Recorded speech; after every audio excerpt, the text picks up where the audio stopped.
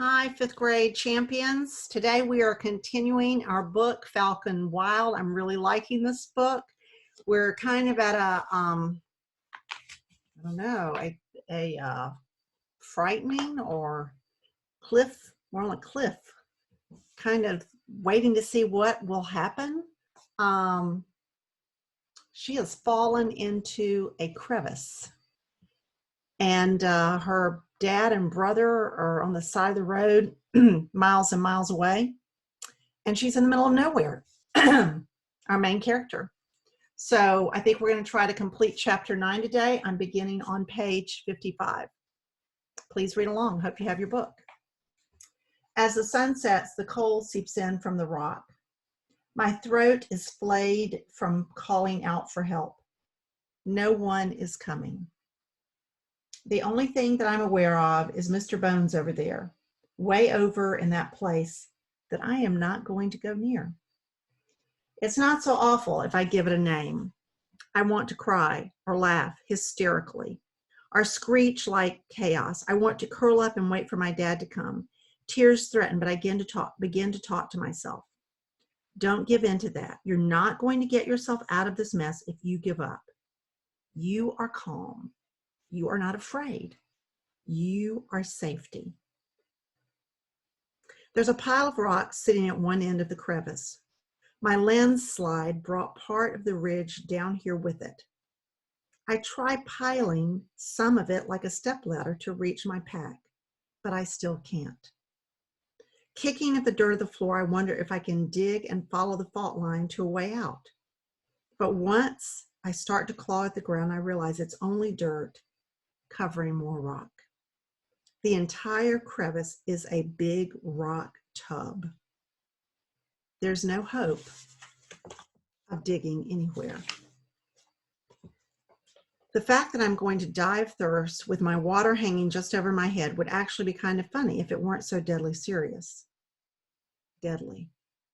Keep it together, Karma.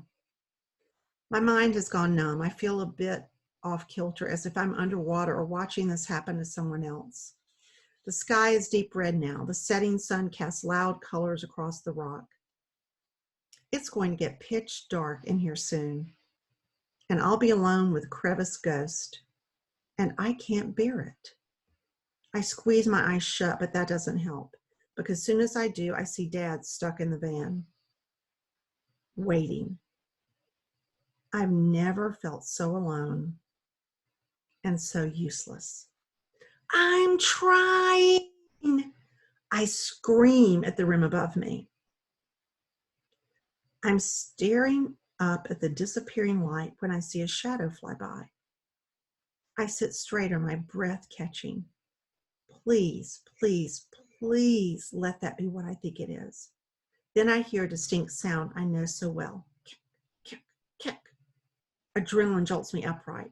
I whistle as loudly as I can, and I see a shape fly overhead. A flash of white, a burst of joy almost bowls me over. Stark! Down here! Stark! I whistle again. Will she come? I don't even have a lure. Stark soars lazily above the hole. She's free now. Free to fly anywhere she chooses. Free like the wind. And I'm so far from free that I might as well be wearing Jessie's connecting me to this crevice. I watch with a tight throat as she pivots and disappears from view. The next moment, she's above me again, hovering there. I hold my breath as I watch her fold her wings and drop. She lands on my outstretched fist.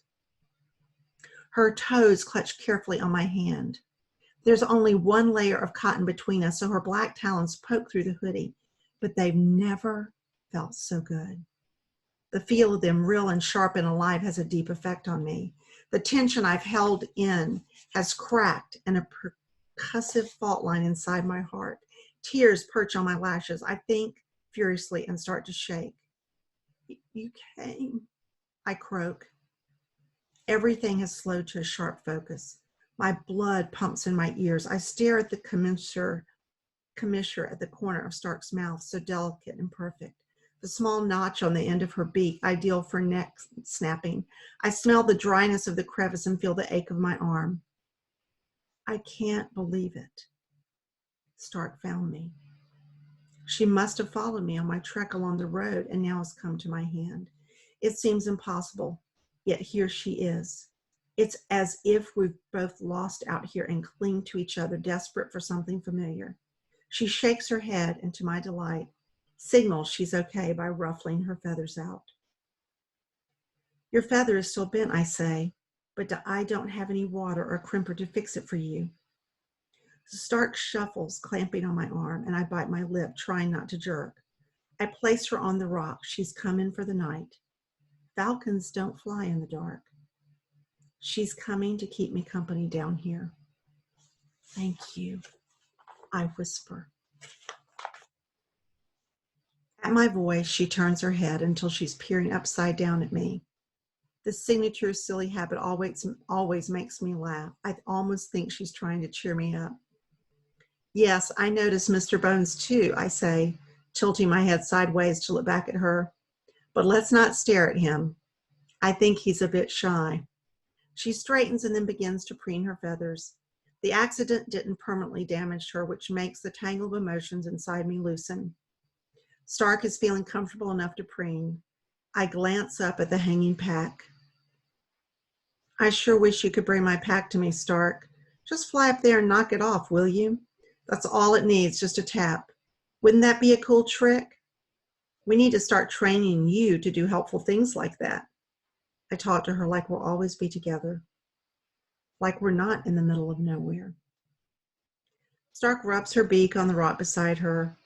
A calm settles over me as I watch her feet. She's content to clean her beak, and her mood is contagious somehow. I'm stuck in a rock cavern without water or food. I'm injured and the sun is going down. But Stark is keeping the worst of my fears away. Her head tucks in under her wing and I nod. Good idea. I reach back and pull my hood on, trying to conserve my heat. As I settle closer to Stark, I pull the strings to tighten my hood. My arm throbs. It's going to be a long night. Let's start chapter 10. I don't know if we'll get all the way through the chapter, but let's try for a few more pages. Page 59. This prison is noisy. It rattles and shakes like bones. The darkness settles over us, and I hear scuttling and scraping, hooting and shrieking. Some insect taps hardly on the rock behind me. The night is not silent. Don't worry, Stark, we're okay. I don't know what I'd do if I were down here alone in the thick dark. Something with many legs scuttles across my bare hand. I muffle a shriek and shake my hand. I slap and scoot and shuffle until I feel I will go insane if I don't stop wondering if there are more things crawling across my body. The cold twines around me and seeps into my bones. I shiver, curl into a ball, and wrap my arms tighter around myself. There's no way I can sleep, I know, not while I'm next to a skeleton. There's nothing to do but wait it out. At least I'm sheltered from the winds down here. Morning will come eventually, and the sun will warm up the rock. Sun. I try to remember what that feels like. I startle awake with the violence of my shivering. My lips are peeling. My thirst is a gnawing, desperate thing inside me. I remember the survival lessons Dad gave us and how a body can survive for days without food, but not without water. I have 3 days before my body shuts down. I'll start hallucinating. My brain will drive me mad just before I die. I'm starting to figure out what must have happened to the dead guy a few feet away. Or girl. I wonder who this was. How did she get here? When? How old was she? Was she an adult or a kid like me? I don't wonder enough to go inspect how large the bones are. I would do anything to be far, far from here. How could I have been so careless? What's going to happen to me? I lie curled on my side next to Stark. Soon a dim light creeps along the walls of the crevice. I lift my head and notice I can see my pack again. We made it through the night. Stark stirs, lifts her head, and ruffles her wings. She rouses, stretches one feathered leg straight out, curls her talons, and extends her wing out on the same side. Her long tail trembles. It's a beautiful, graceful pose. I can't help but admire the strong, pure white feathers of her full wing. She pulls in, bobs once, and without a backward glance at me, she lifts off and soars to freedom. I jump to my feet. No, Start, come back. I pound the wall until I feel the pain in my arm. Stupid. I am so incredibly stupid. Help! I scream. I'm down here. I slide back down to the dirt and curl up. Not a soul can hear me. Let's stop right there, and we'll begin on page 61 tomorrow and finish the chapter. Thank you so much for listening. Hope you're enjoying Falcon Wild. Have a good day, 5th grade students.